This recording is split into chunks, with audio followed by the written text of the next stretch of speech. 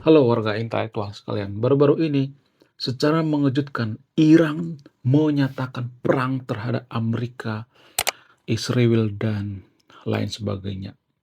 Bayangkan secara mengejutkan Iran itu menantang perang Amerika, menantang negara superpower guys. Jadi kalau saya perhatikan Iran itu nggak ada kapok-kapoknya guys, keras kepala, haus darah. Nah, yang jadi pertanyaan, kenapa bisa seperti itu? Apa alasannya? Apakah karena Iran ini sudah dirasuki oleh iblis gitu? Nggak ada kedamaian gitu? Kenapa pengen meratakan yang namanya Israel? Kenapa Iran itu pengen menyerang yang namanya Amerika? Bagaimana kalau Amerika itu tidak ada? Bagaimana kalau Amerika tidak menjadi negara superpower? Apakah Iran akan menjadi negara superpower di dunia ini pengganti daripada Amerika? Kemudian baru-baru ini lagi viral di media sosial di mana ada tentara daripada Israel yang menabrak orang Palestina lagi sholat di jalan guys. Wow, luar binasa. Bayangkan ada orang sholat di jalan lalu sengaja ditabrak gitu. Nah yang jadi pertanyaan, kenapa bisa seperti itu? Kenapa banyak umat muslim yang ada di Timur Tengah, terutama di Gaza dan di Palestina itu suka banget sholat di jalan. Kenapa? Apakah dalam agama Islam itu dilarang sholat di jalan atau tidak? Apakah ada larangannya atau tidak? Apakah ada ayatnya? Bagaimana fakta yang sebenarnya? Kemudian baru-baru ini Netanyahu lagi kecolongan guys. Diduga ajudan daripada Netanyahu kena serangan cyber guys. Bayangkan ajudan daripada Netanyahu HP-nya dihacker oleh hacker dari Iran guys. Wow.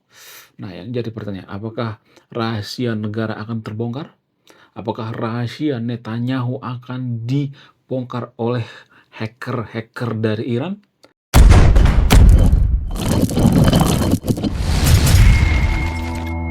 Mohon maaf ya bagi teman-teman yang nonton video, teman-teman muslim, teman-teman Kristen ya, saya tidak berpihak pada agama tertentu ya. Jangan berpikir bahwa saya itu otennya. Jadi di sini saya netral ya. Saya mau nanya sama yang nonton video ini, terutama yang beragama muslim. Apakah ada ayat yang mengatakan bahwa boleh sholat di jalan? Kenapa umat muslim itu seringkali, enggak semua tapi ya, tapi seringkali sholat di jalan? Apakah kalau kita sholat di jalan itu diperbolehkan, apakah itu sah atau tidak? Saya cuma nanya ya, saya tidak menghakimi di sini ya. Mohon maaf ya bagi teman-teman muslim ya. Jangan berpikir bahwa saya memojokkan agama Anda gitu. Saya cuma bertanya. Nggak apa-apa kan kalau bertanya ya kan. Tapi kalau saya perhatikan itu ya, ada beberapa aturan gitu dalam agama muslim itu ya. Saya akan tampilkan datanya di sini ya. Jadi ada ayat atau dalil yang mengatakan bahwa sholat di jalan itu ternyata dilarang. Itu menurut dalil ya, menurut data ya. Ini bukan menurut opini pribadi saya ya. Nah yang jadi pertanyaan, kalau misalnya ada dalil, ada data yang mengatakan nggak boleh sholat di jalan. Lalu kenapa seringkali umat muslim itu sholat di jalan? Kenapa? Apa alasannya? Apakah mereka sengaja gitu? Ya, nggak hanya di Timur Tengah, di Konoha juga saya sering kali ya melihat ya orang sholat di jalan gitu, sholat berjamaah. Ya, sementara ya kalau kita berpikir secara rasional, kalau kita sholat di jalan itu nanti kalau ada motor lewat kan kehalang ya, ada mobil lewat kehalang. Misalnya nih ya, misalnya kita lagi sholat di jalan, tiba-tiba lewat ambulan misalnya, kehalang dengan orang yang sholat di jalan ini. Apakah ini dosa atau tidak? Menurut saya ini dosa besar sekali ya. Orang yang tidak berkesadaran, kita sholat di jalan, tiba-tiba ada ambulan. Kalau misalnya orang yang ada di ambulan itu misalnya nih ya, misalnya saudara kita gitu. Bagaimana perasaan kita? Yang di ambulan itu misalnya adik kita, ibu kita, istri kita, anak kita misalnya. Lalu kita menghalang-halangi ya mobil di jalan. Bagaimana menurut Anda? Di sini saya tidak menghakimi agama tertentu ya. Jadi ini yang paling nggak suka saya dengan teman-teman muslim ya. Kalau saya mengkritik perilaku daripada umat muslim itu sendiri, nanti saya akan dikata-katain mengkritik agamanya gitu. Enggak, saya nggak mengkritik agamanya. Enggak, saya mengkritik perilakunya gitu. Kenapa perilaku umat muslim itu, nggak semuanya tapi ya disclaimer online, cenderung seperti itu gitu. Apa alasannya? Kok bisa gitu? Kok bisa nggak berkesadaran gitu? Mau di Timur Tengah, mau di Konoha sama aja gitu. Sama-sama suka sholat di jalan gitu. Apa alasannya? Padahal kalau saya perhatikan itu di masjid tuh, eee, masih muat kok sholat ya. Bahkan di masjid itu sepi ya, nggak terlalu banyak orang yang sholat kalau saya perhatikan, tapi sholat di jalan gitu. Ya apa alasannya? Apakah pamer gitu ya, bahwa saya itu adalah orang yang beragama? Ya, seperti menunjukkan ke dunia bahwa saya itu adalah orang yang beriman, orang yang taat dalam beragama, orang yang rajin, ibadah dan lain sebagainya. Apakah ini tujuannya? Menurut saya pribadi ya, mohon maaf ya bagi yang nonton video ini, dulu saya mabuk agama, guys. Dan berkali-kali saya katakan bahwa dulu saya itu mabuk agama. Jadi mohon maaf ya, guys, kalau saya ibadah itu saya tuh pengen pamer gitu ke orang. Karena apa? Karena tingkat daripada kesadaran saya saat itu, waktu saya kecil ya, waktu saya remaja itu ya, tingkat kesadaran saya itu sangat rendah sekali ya, namanya juga masih anak kecil ya. Jadi saya itu pengen ria gitu ya, pengen memberikan, pernyataan kepada dunia bahwa saya itu adalah orang yang soleh ya, orang yang beragama ya. Kalau zaman saya dulu ada TikTok ya, Facebook, WA dan lain sebagainya, pasti saya bikin story WA gitu ya, lagi ibadah, pasti saya seperti itu, ya. Karena apa? Karena mabuk agama. Jadi orang yang mabuk agama itu saya mengerti ya, gimana kondisi orang yang mabuk agama. Jadi orang yang mabuk agama itu ya, mereka ini ada yang salah dengan otaknya gitu. Ada kelainan di dalam otaknya. Itu kalau saya perhatikan dan ini penyakit. Mereka hanya melihat dari satu sudut pandang. Orang yang mabuk agama seperti itu. Sama seperti orang mabuk arak misalnya atau mabuk cinta misalnya. Orang yang paling susah dinasehati itu adalah orang yang mabuk cinta. Kalau orang sudah mabuk cinta, maka kesalahan-kesalahan daripada pasangannya itu akan ditutupi semuanya. Namanya juga mabuk ya kan. Jadi dalam beragama juga seperti itu, guys. Malah lebih parah orang yang mau beragama. Mabuk beragama itu kan tiap hari. Kalau mabuk arak itu paling sekali seminggu, sekali sebulan gitu ya. Nggak mungkin tiap hari mabuk ya kan. Ya kalau mabuk arak juga yang rugi kan dirinya sendiri gitu. Kalau mabuk agama itu kan yang rugi kan orang lain ya. Bubarin paksa, persekusi gitu ya. Yang korbannya itu orang lain gitu. Kalau korbannya dirinya sendiri nggak jadi masalah, tapi kan korbannya orang lain, ya. Kalau misalnya nih dia membunuh gitu ya, bawa, petasan gede ke rumah ibadah, ke gereja misalnya. Yang meninggal di situ kan bukan cuman dia doang kan, ada banyak orang meninggal di situ kan. Hanya karena apa? Hanya karena mabuk agama gitu. Jadi orang yang mabuk agama itu kondisi otaknya itu bermasalah ternyata, guys. Kalau di ronsen ya, atau dianalisis kondisi otak yang mabuk agama itu cenderung rusak ya. Karena apa? Karena dia hanya melihat dari satu sudut pandang. Dia tidak bisa melihat dari berbagai sudut pandang. Nah, pemikiran-pemikiran seperti ini biasanya disebut dengan pemikiran kekanak-kanakan. Jadi di Konoha itu, kalau saya perhatikan itu ya, walaupun umurnya sudah 20 tahun, sudah 30 tahun, sudah dewasa, sudah 50 tahun, sudah 60 tahun, sampai sudah tua, tapi karakternya masih kekanak-kanakan. Apa buktinya? Bukti daripada karakter kekanak-kanakan itu, berpikirnya itu hitam putih. Kalau nggak benar, salah gitu. Ya, jadi dia menganggap bahwa agamanya yang paling benar, agamanya yang paling suci, dan menganggap agama lain sesat gitu. Kalau dia ibadah di jalan, dia menganggap bahwa dia orang yang paling suci seantero dunia dan orang lain itu masuk neraka. Itu pola pikir daripada orang yang mabuk beragama kalau saya perhatikan. Sangat sangat sangat keras kepala. Orang yang mau beragama itu adalah orang yang sangat keras kepala. Dan orang-orang seperti inilah yang bikin negara kita tidak maju. Gimana kita mau maju coba? Wong kesadaran dalam beragama juga nggak ada. Wong dia sholat di jalan, gimana kita mau maju coba? Itu kan nggak ada kesadaran namanya. Dia sholat di jalan itu, yang dirugikan itu bukan cuma dia gitu ya. Orang lain juga rugi gitu. Jadi semuanya rugi. Jadi kalau saya perhatikan itu ya, banyak warga Konoha itu yang nalarnya sudah mati, ya banyak banget, dan dikubur umur 60 tahun. Nalarnya sudah mati, pada saat umur 20-an dan dikubur 60 tahun.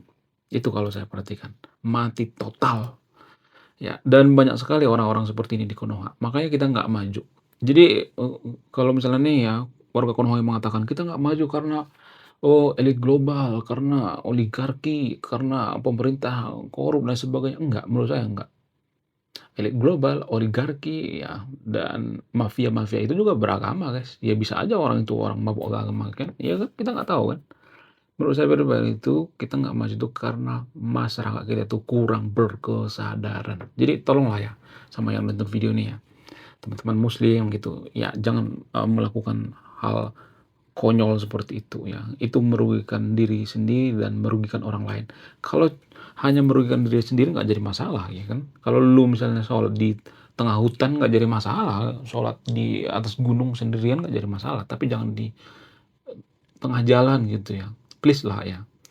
Karena apa? Karena kalau kita tidak berkesadaran itu tidak akan ada yang namanya kemajuan sampai kiamat pun ya. Sampai ayam punya gigi sekalipun kita tidak akan bisa menjadi negara maju, guys. Kemudian Iran menyulut emosi daripada Amerika. Dia memancing-mancing Amerika. Iran memancing-mancing Amerika. Ayatollah ini nggak ada takut-takutnya, guys. Haus darah yang menantang yang namanya Amerika untuk perang. Saya tuh gini ya berpikirnya gini, kenapa sih Amerika itu nggak ngajak duel gitu ya, Iran gitu ya. Ya udah ajak aja duel gitu, satu lawan satu gitu, atau langsung di bumi hanguskan gitu ya, seperti ya negara-negara tetangganya gitu ya, seperti Suriah, Irak dan sebagainya. Kenapa nggak dihancur leburkan gitu? Kenapa Iran ini masih dibiarkan hidup, ya dibiarkan bernapas gitu? Jadi dugaan saya ya, ini hanya dugaan saya ya.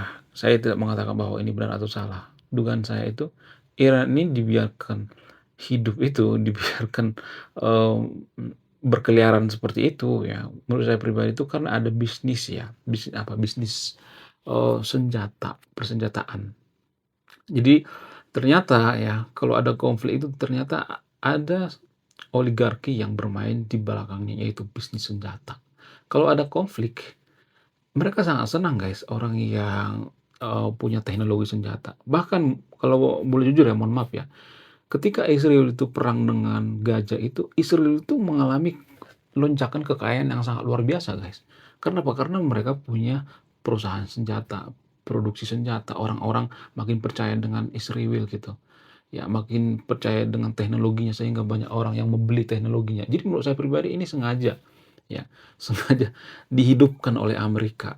Supaya apa? Supaya persenjataan mereka itu laku gitu.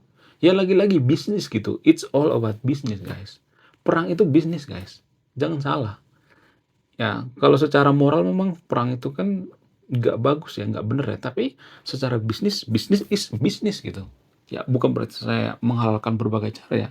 Tapi saya mengatakan yang sebenarnya, guys. Kalau menurut saya pribadi, Amerika itu gampang saja sebenarnya menghancurkan Iran ya kan.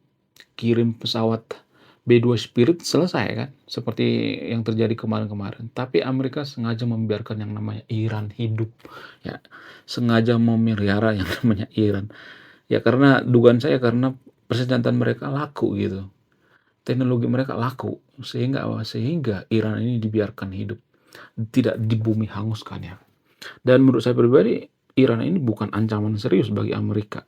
Sehingga apa? Sehingga tidak terlalu diseriusin gitu ya. Seperti ya seperti mainan lah gitu ya. Dijadikan mainan kalau saya perhatikan ya. Itu dari secara geopolitik ya kalau saya perhatikan. Kemudian ajudan daripada Netanyahu HP-nya dihack, guys. Dihack oleh hackers dari Iran. Saya juga nggak tahu ya kenapa bisa kecolongan ya ajudan daripada Netanyahu ini. Tapi menurut saya pribadi ya, walaupun HP daripada ajudan Netanyahu ini di-hacker, nggak jadi masalah ya kan, yang di-hacker itu kan HP ajudannya. Menurut saya pribadi nggak mungkin Netanyahu melakukan komunikasi melalui ajudannya gitu. Menurut saya itu, bunuh diri ya kalau saya perhatikan ya. Sungguh tidak masuk akal ya. Sekelas Netanyahu, orang yang sangat-sangat berpendidikan ya, sekolahnya di Amerika ya, mengerti yang namanya strategi perang, masa dia melakukan komunikasi melalui ajudannya? Emang, eee, Konoha? Nggak mungkin ya, sebodoh itu ya. Karena saya yakin ya, mohon maaf ya bagi yang nonton video, saya tidak mendukung Netanyahu di sini ya. Orang, Israel itu adalah orang yang punya IQ di atas rata-rata. Ya, Netanyahu juga seperti itu saya perhatikan, IQ di atas rata-rata. Nggak mungkin orang yang IQ-nya di atas rata-rata menggunakan, eee, HP ajudannya, ya pasti ada HP khusus lah gitu ya, HP khusus yang anti hackers ya kan. Hackers terbaik di dunia itu kan di Israel bukan di Konoha, ya. Itu kalau saya perhatikan. Walaupun di Konoha itu kan sering tuh, propaganda-propaganda yang mengatakan bahwa, "Oh, Iran itu adalah hackers terbaik di dunia. Ya, Israel itu sudah diretas ya. Sebentar lagi Israel hancur dan sebagainya." Enggak, itu propaganda, guys. Hal ini sama seperti Timor Leste itu miskin, minta balik ke Indonesia. Timor Leste itu sekarang sudah menderita. Mereka nyesal pisah dari Indonesia. Itu sama seperti itu, propaganda. Padahal kan pada faktanya nggak seperti itu. Kita hanya termakan propaganda di media media sosial ya, guys ya, kalau saya perhatikan. Menurut kalian gimana? Kenapa Iran itu sekarang ini seperti, haus darah gitu ya, membabi buta ya, pengen meratakan yang namanya Israel? Apa alasannya? Apakah ini dipengaruhi oleh agama? Apakah ini dipengaruhi oleh tradisi dalam beragama? Apakah mereka hanya menunggangi yang namanya agama? Apa sih sebenarnya yang bermasalah, agamanya atau orang yang menunggangi? Jadi di Konoha itu kan biasa tuh ya orang mengatakan bahwa agama itu ditunggangi gitu ya. Kenapa Iran seperti itu? Karena Ayatullah menunggangi agama misalnya demi kepentingan pribadinya. Tapi menurut saya pribadi kalau agama itu tidak bisa ditunggangi, ya misalnya nih agama itu nggak bisa ditunggangi, nggak ada celah ya untuk ditunggangi. Yang berarti nggak bisa dong agama itu ditunggangi, ya kan? Justru kalau saya perhatikan itu ya, mohon maaf ya bagi teman-teman muslim, karena ada peluang gitu. Apa sih peluangnya? Ya karena ada ayat-ayat yang bisa dipelintir. Namanya manusia kan pasti melakukan berbagai cara gitu. Ya walaupun kondisi perang ya, kondisi tertentu ayat itu digunakan. Tapi kan yang namanya perang, yang namanya kekuasaan ya pasti menghalalkan berbagai cara ya kan, termasuk agama. Jadi menurut saya pribadi, agama juga turut andil gitu, bukan hanya oknum yang menunggangi agama itu yang bermasalah, tapi agama juga bermasalah gitu. Kenapa agama ini mudah ditunggangi? Itu kan yang jadi permasalahan.